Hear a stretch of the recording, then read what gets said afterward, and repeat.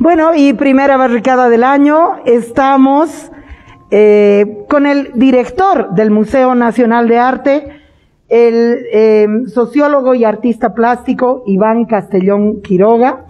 Quiero agradecerle enormemente que me esté dando el tiempo y me reciba, puesto que autoridades de cultura, hemos intentado hablar con la ministra de Culturas, nos debe entrevista el presidente de la Fundación Cultural del Banco Central, la directora del Museo de Etnografía y Folclore, Elvira Espejo, con quien hemos hablado muchas veces, pero le hemos vuelto a proponer y no quieren, pues ya están en el Olimpo de los dioses. En vez, Iván Castellón ha tenido la amabilidad de recibirme. Hay un marco a nuestro alrededor de funcionarios y funcionarias con una amabilidad extraordinaria que quiero agradecer enormemente. Voy a leer la hoja de vida de nuestro flamante director.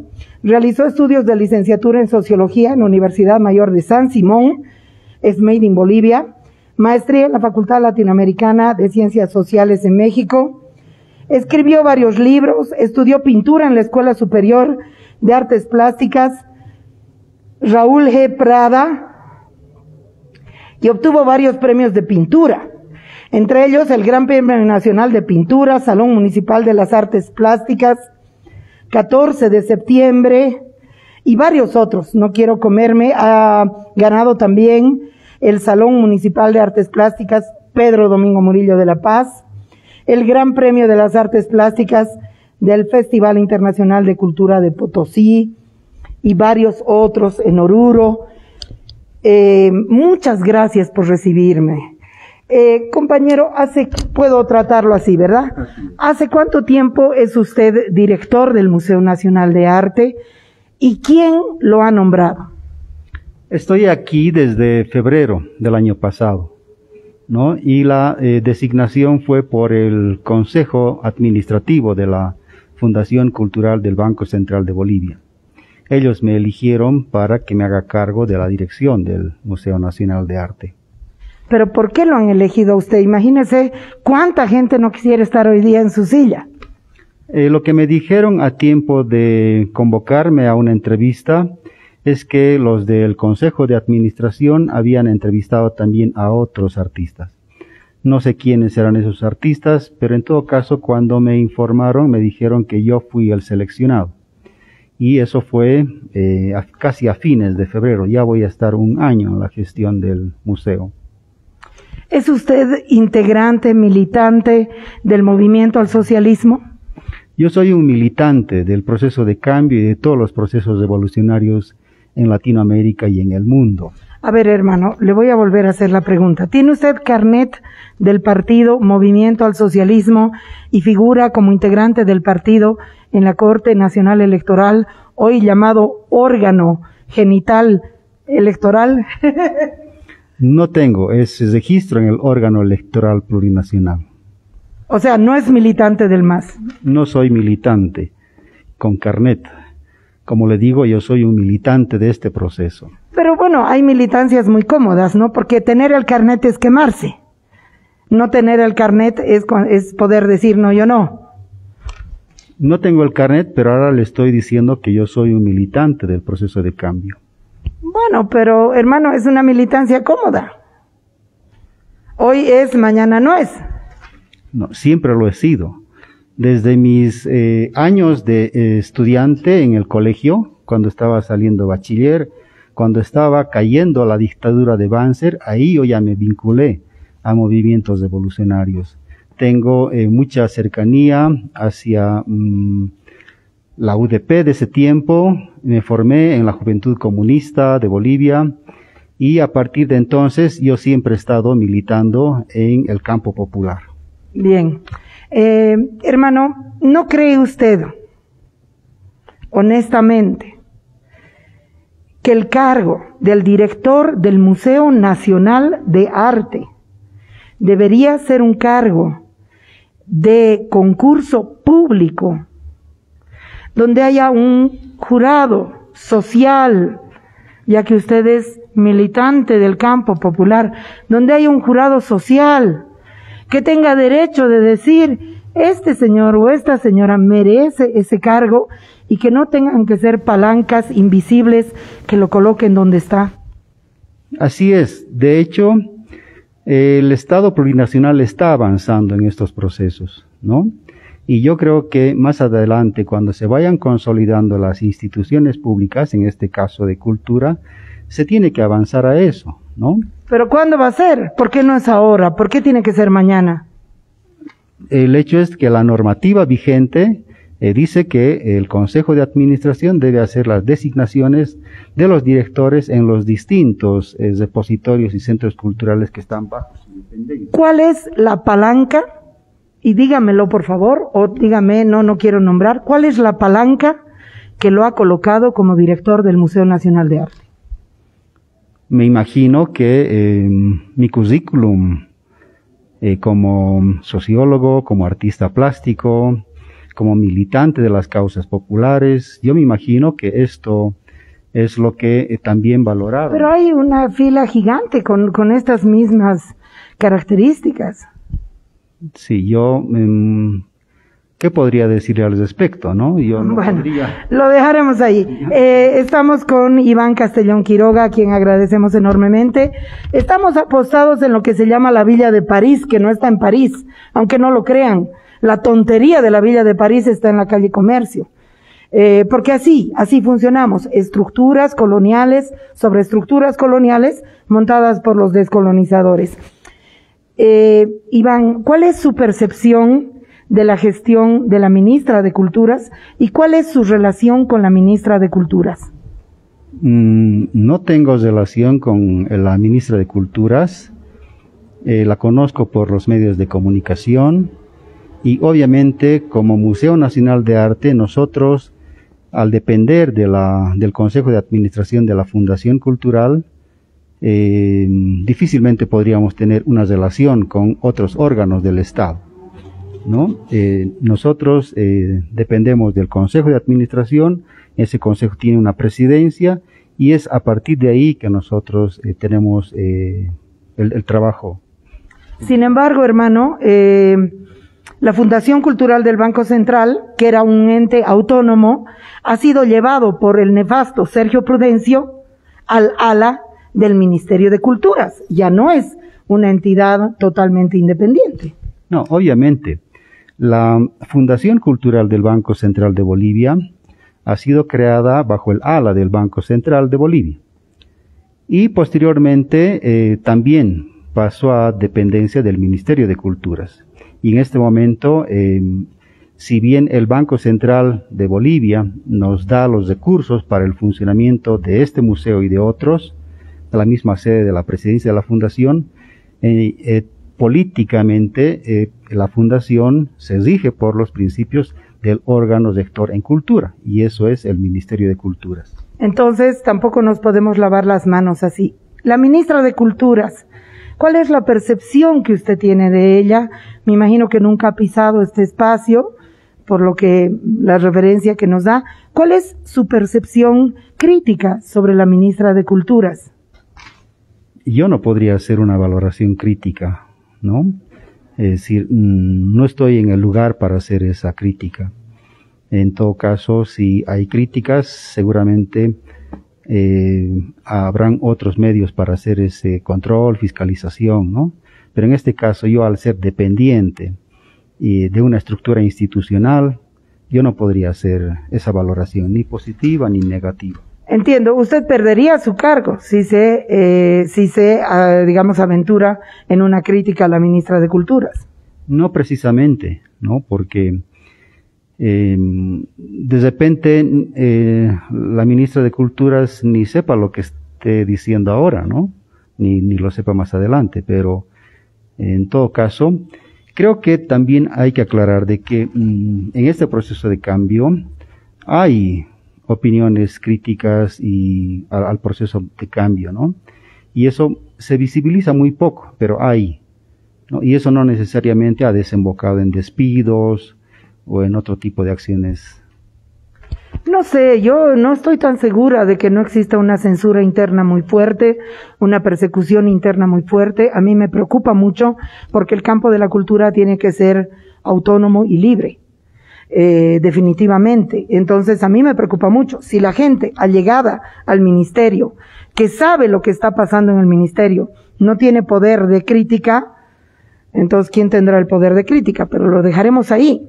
Usted ha presentado un plan de trabajo para el Museo Nacional de Arte.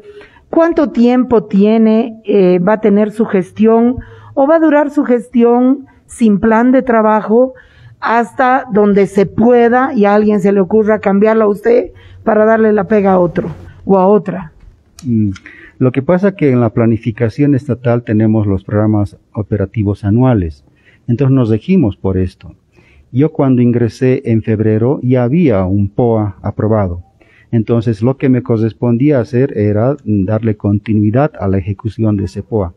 Obviamente hay siempre la posibilidad de hacer algunos cambios a ese POA en el transcurso del año, pero básicamente hay este POA elaborado colectivamente, ¿no? No es que el director viene aquí e impone una línea de trabajo, no, ya hay, tareas que son recurrentes en el museo, a ellos se puede añadir algunas otras, pero en general nos regimos por los programas operativos anuales. Pero hermano, yo entiendo, ¿no? O sea, no soy tan, digamos, tan básica, tan inservible, tan ignorante para no saber que hay un POA en esta institución y en cualquiera. Y que el POA determina y que el POA son 365 días y punto. Pero me puedo imaginar que usted tiene un plan, unos sueños, un deseo de cumplir algo con el Museo Nacional de Arte. ¿O va a ser usted un administrador que va a prender y apagar la luz del Museo Nacional de Arte y punto? O sea, una mera administración sin democratización del museo. Este museo por mucho tiempo ha estado restringido a determinados artistas, ¿no? Y debido a eso es que también en este museo había poca afluencia de gente. O sea, quienes asistían normalmente era el público entrenado en arte y públicos nuevos casi no conocían este museo. Entre mis propios amigos, que son profesionales, le puedo decir de que muchos de ellos no conocen dónde está el Museo Nacional de Arte. Entonces les tengo que decir, está ahí en la Plaza Murillo, en la esquina Comercio y Yanacocha, o Socabaya. Entonces se dan cuenta de que este edificio es del Museo Nacional de Arte, ¿no? Entonces lo que queremos hacer con el tema de la democratización aquí es dar cabida a artistas consagrados y artistas emergentes. Y dar cabida no solamente a artistas que hacen arte posmoderno. Dentro del arte posmoderno está el arte conceptual. Aquí yo he visto, como espectador muchas veces, he visto muchas instalaciones, performances, videoartes, en donde muchas veces era yo solito el que estaba presenciando, ¿no? Y entonces, esto yo creo que hay que cambiar. Y obviamente hay que cambiar dando cobertura a otras expresiones, ¿no? En Bolivia... ¿Usted quiere regresar al cuadrito colgado en la pared? No es solamente el cuadrito colgado en la pared. Lo que pasa es que en la actualidad, en la contemporaneidad, no solamente en el país y en el mundo se está haciendo arte conceptual y arte posmoderno. Se está haciendo también arte moderno y se está haciendo también arte clásico. Entonces, esto que están haciendo los artistas también de alguna manera está siendo apreciado, consumido por los públicos. Entonces, bajo el concepto de la democratización y la diversidad cultural que están inscritos en la Constitución Política, en la Ley del Patrimonio, este museo debe abrirse a esas expresiones artísticas. O sea, usted quiere abrir el museo, regredir, digamos, el museo a los y las pintoras, los y las escultores, a lo que se entiende a lo que le han enseñado en la Escuela Superior de Bellas Artes, a las bellas artes que, bueno, terminaron su ciclo vital hace por lo menos más de medio siglo. Lo que pasa que en la historia del arte es bueno recordar lo que pasó con las vanguardias artísticas a principios del siglo XX. En un periodo de crisis económica y social muy fuerte, aparecieron varias corrientes. Entre 1905 y 1915 aproximadamente hubo una eclosión de manifestaciones artísticas. Ahí están el expresionismo, el cubismo, la abstracción, el constructivismo, el futurismo. ¿Hasta dónde llega su conocimiento de la historia del arte? Lo que quería explicarle es lo siguiente, ¿no? Entonces, en ese periodo también aparece el dadaísmo de Duchamp, ¿no? Entonces, las corrientes vanguardistas poco a poco van declinando, mucho más con la Segunda Guerra Mundial, y posteriormente van apareciendo otras corrientes inspiradas o bajo el eje del dadaísmo de Duchamp, ¿no? Entonces, a partir de la recuperación de las enseñanzas de Duchamp, después de la Segunda Guerra Mundial, van a aparecer las expresiones que pueden llamarse las posvanguardias o el arte posmoderno, y son esas expresiones las que luego van a cobrar hegemonía en el mundo cultural. Eso también de alguna manera ocurrió aquí desde fines del siglo XX y mucho más a principios de este siglo, ¿no? Pero eso ha logrado de que en el mundo artístico la hegemonía sea del arte conceptual y del arte posmoderno. ¿Y qué es lo que quiere hacer usted con las paredes y las puertas del museo? ¿Qué es lo que quiere hacer? En este museo lo que queremos mostrar son las expresiones que actualmente se están produciendo en el país, ¿no? Y obviamente lo que vamos a pedirles, lo que les pedimos a los artistas cuando tienen que exponer es que su obra, más allá de los cánones académicos que pudieran tener, tienen que hacer alguna referencia a la problemática social actual, ¿no? Es decir, algún pronunciamiento contra el feminicidio, contra las masacres, contra la injusticia social. Estos temas, con el lenguaje de las vanguardias e incluso con el lenguaje del arte rupestre, se pueden hacer arte, ¿no? O sea, usted pretende dirigir el contenido de lo que entre o salga del Museo Nacional de Arte. No, dirigir no, de hecho la gente, los artistas están produciendo estas cosas. Entonces, obviamente, lo que nosotros queremos es que esas expresiones que jamás tuvieron la oportunidad de ingresar a este museo, tengan ahora sí la oportunidad de hacerlo. No me queda claro, estamos con Iván Castellón Quiroga. Don Iván, usted pertenece a un ministerio, le guste o no, o a un gobierno, le guste o no, que parece que más bien le gusta, que proclama la descolonización. Ya no digo la despatriarcalización porque eso me lo plagiaron y no lo entendieron. Pero parece que la descolonización tampoco la entendieron. Y estamos en una casa colonial, al lado de otra casa colonial, con una colección permanente del Museo Nacional de Arte colonial. ¿Qué piensa hacer con ese problema? Porque Duchamp está allá bien lejos, en París. Y francamente, yo no sé por qué ustedes tienen que coger esa referencia todo el tiempo en las academias superiores de bellas artes, tan mal llamadas y tan estancadas en la historia. ¿Qué piensa hacer usted con el problema de la visión colonial de las expresiones de arte en Bolivia? Bueno, es política del Estado plurinacional la lucha contra la colonización, ¿no? La descolonización que nosotros pensamos implementar desde el Museo Nacional de Arte tiene que ver con que aquí no podrían realizarse representaciones artísticas o expresiones artísticas vinculadas al colonialismo. Es decir, ¿qué entendemos ahí? Al individualismo extremo, al racismo, al fascismo que vienen del exterior y no permiten la buena convivencia social entre los bolivianos ni permiten proyectos de transformación en el país. ¿Qué es la descolonización en palabras y definición conceptual de Iván Castellón Quiroga, director del Museo Nacional de Arte? La descolonización es luchar contra todo lo foráneo que inviabiliza la convivencia social y los proyectos de transformación.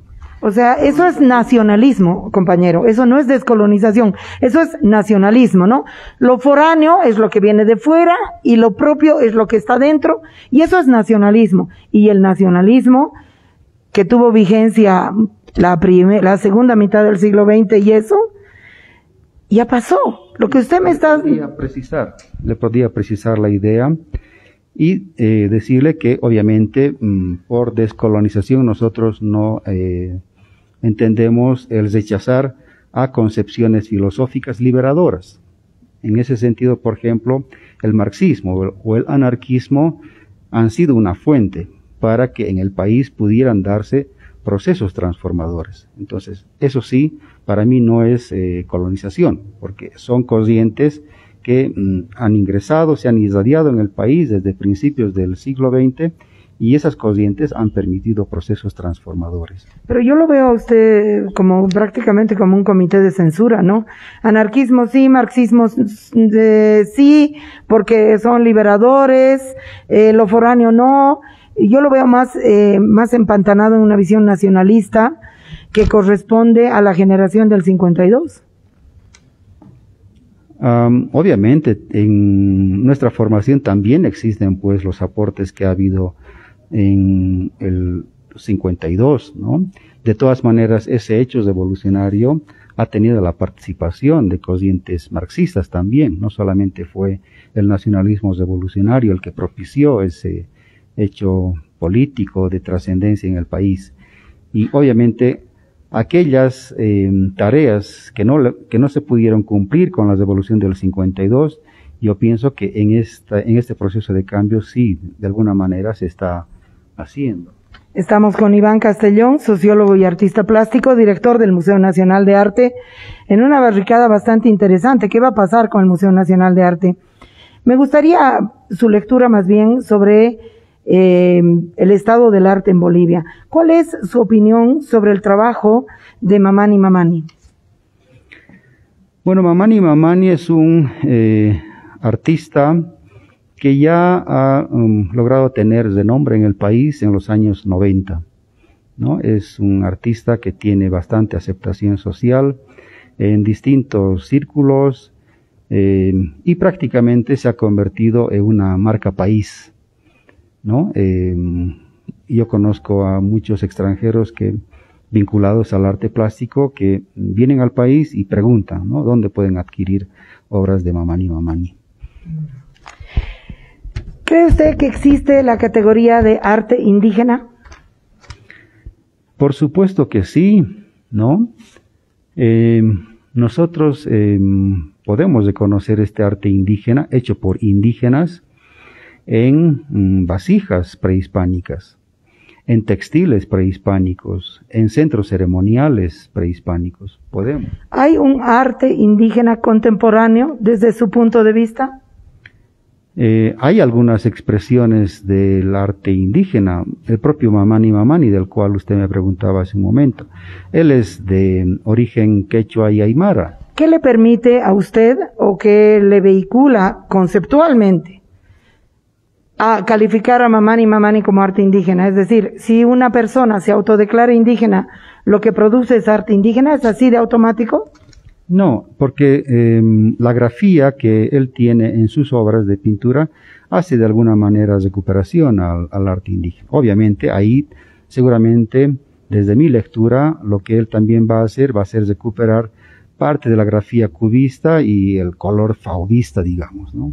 ¿Qué es lo que va a hacer el director del Museo Nacional de Arte con la gigante colección que constituye casi a este museo, que unos la llaman arte virreinal, otros le llaman arte colonial, otros le llaman, bueno, hay diferentes denominaciones, pero esa colección constituye al museo, porque los museos no son paredes, son conceptos y son colecciones. Entonces la colección de arte llamada virreinal, llamada colonial, es la que constituye al Museo Nacional de Arte casualmente o sospechosamente en Bolivia. ¿Qué va a hacer usted con esa colección? Bueno, por ley tengo que custodiarla, porque si no hago eso, al próximo año de repente podría estar en San Pedro, ¿no? Entonces, por ley tengo que custodiar. Y obviamente, yo cuando venía al Museo Nacional de Arte como espectador, lo que sí observaba era que siempre me topaba con exposiciones relativas al arte colonial. Entonces muchas veces venía y me daba la impresión de que cuando ingresaba a este museo estaba en un templo, ¿no? Me daba esta impresión. Bueno, eso está cambiando, ¿no? Está cambiando ya desde algunas gestiones anteriores. Ya no hay esa tendencia a mostrar siempre arte colonial. Y nosotros en esta gestión también ya, en vez de arte colonial, tratamos de sacar otras obras de la colección del museo que corresponden a otros periodos. Aquí en el museo también tenemos una apreciable cantidad de obras del siglo XX. Entonces ahora estamos exponiendo también eso, ¿no? Y yo creo que... de la colección del museo, ¿qué es lo que usted más valora?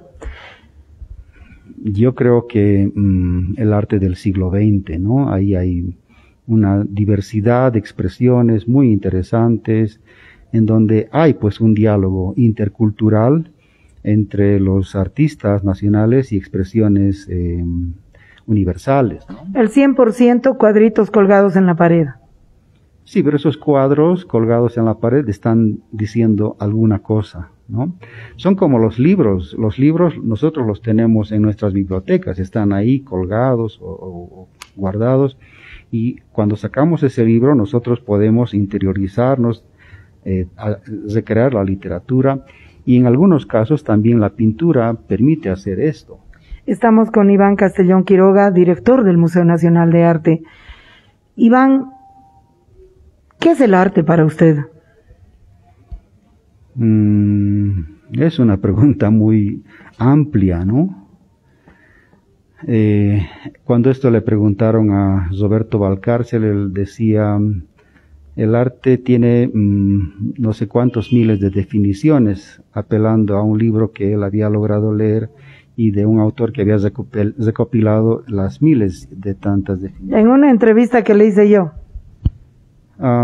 Creo que sí, en alguna parte lo escuché. Creo que también lo repitió en un programa que el año pasado el Museo Nacional de Arte promovió a través de los diálogos en arte, ¿no? Pero para Iván Castellón, ¿cuál es la definición, cuál es el marco conceptual de arte con el que va a trabajar?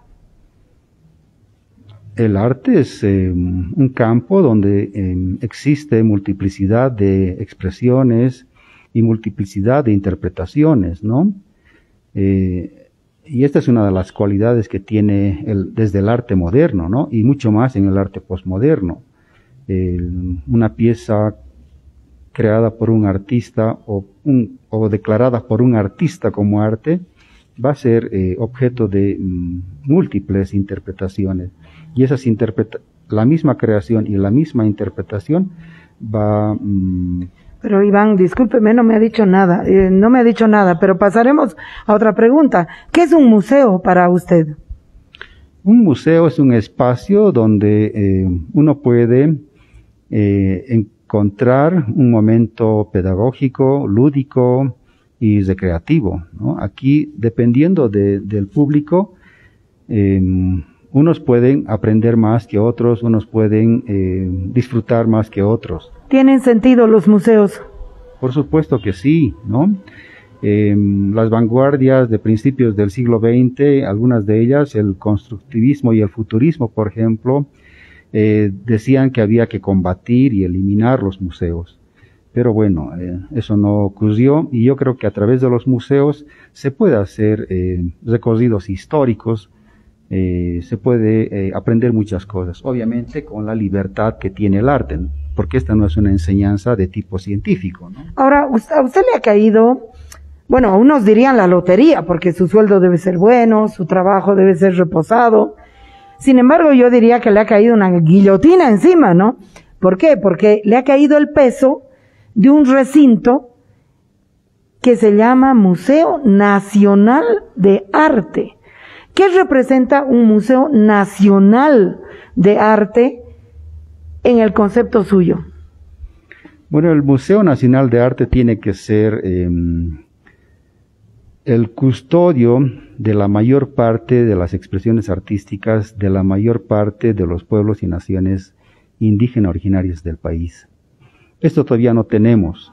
Cuando hemos hecho una revisión de la colección que hay en el museo, lo que vemos es que hay más piezas del periodo colonial y más piezas del periodo del siglo XX. Entonces yo creo que es una deuda de este museo y de otros museos públicos el coleccionar obras de otros pueblos y naciones del país y también de otros artistas, porque normalmente lo que tenemos aquí es de artistas consagrados, ¿no? Hombres blancos citadinos. No solamente. El 99%, pero señor, disculpe, director, pero yo no soy una persona que no estoy informada. No, aquí también hay piezas prehispánicas. Y estas piezas prehispánicas fueron hechas por indígenas.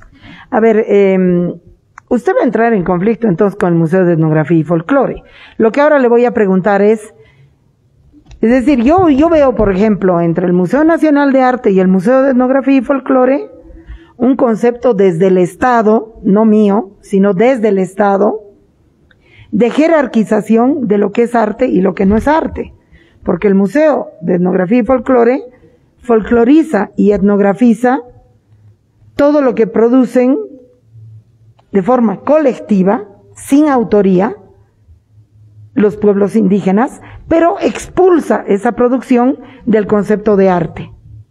Y en vez el Museo Nacional de Arte, digamos, atesora lo que para las clases dominantes es el reflejo de su visión de ego de clase. Entonces, ¿cómo ve usted la relación entre el Museo Nacional de Arte y el Museo de Etnografía? ¿Cree usted que es importante cambiarle el nombre al Museo Nacional de Arte? Estamos, por ejemplo, en un estado plurinacional y ustedes siguen llamándose, 14 años ha estado el Evo, ha estado el Edgar Arandia de director, ha estado el Max Hinderer de director y no han sido capaces de cambiar, aunque sea cito, ¿no?, de nacional a plurinacional. ¿Cómo debería llamarse estas dos casas coloniales?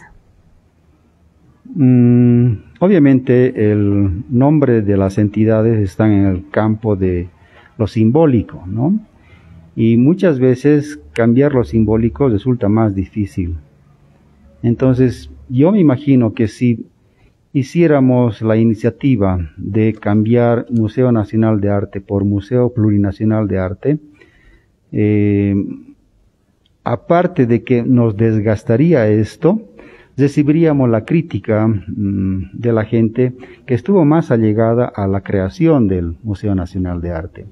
Entonces, independientemente del nombre que tenga el Museo Nacional de Arte, lo importante es la política cultural que pueda desarrollar. Y obviamente la política cultural es en el marco de la Constitución Política del Estado que habla sobre plurinacionalidad, ¿no?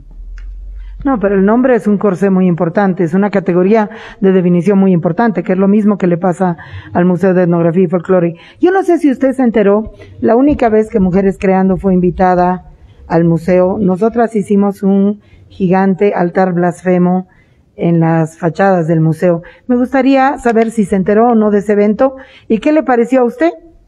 Lo vi el mural, me pareció muy interesante. Y obviamente en esa oportunidad sectores conservadores, particularmente de la iglesia, protestaron. No sé si esa protesta posibilitó que ese mural sea blanqueado, pero cuando volví ya no lo pude ver nuevamente, ¿no? En algún momento cuando volví quise verlo con más detalle, pero ya no tuve esa oportunidad. ¿Tendríamos nosotras la oportunidad de repintar ese milagroso altar blasfemo en el interior del museo?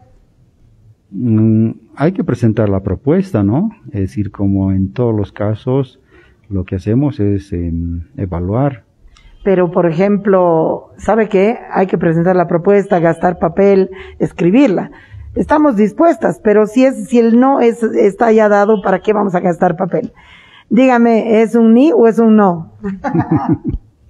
No, yo creo que al respecto tenemos una política y tiene que ser así para todos. O sea, les pedimos propuesta. Ese es no. Muchas gracias. ¿Cómo se ha sentido en la barricada? Muy cómodo, muchísimas gracias, le agradezco. Pero no hemos hablado nada de la Villa de París. Vamos a hablar, vamos a ir. Aquí cierra la barricada, teníamos que conocer al personaje. Cierra la barricada, música, pausa, y vamos a estar hablando de la Villa de París, que parece que tampoco le quieren cambiar el nombre.